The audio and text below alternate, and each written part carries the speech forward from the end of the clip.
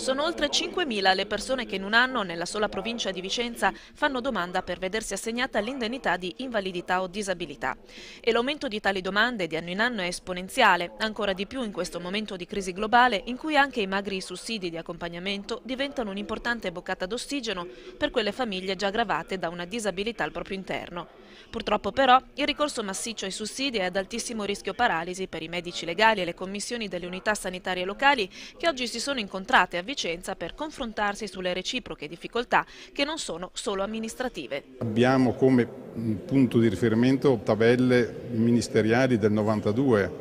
e quindi con il progresso scientifico nei vari campi della medicina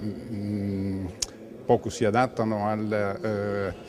alle attuali quindi classificazioni, valutazioni, diagnosi e pertanto convegno a questo scopo di accrescere le conoscenze e di confrontarci anche con i medici dell'INPS che valutano il nostro operato per vedere se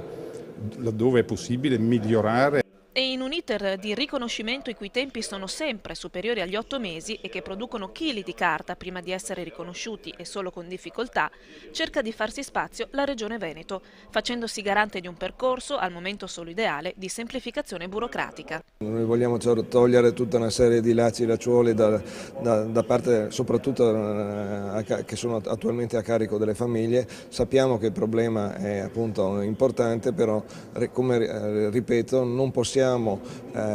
solo per cercare di correre dietro a qualche diciamo furbetto, lo ripetiamo questa parola, andare a danneggiare chi effettivamente ha gravi problemi da risolvere.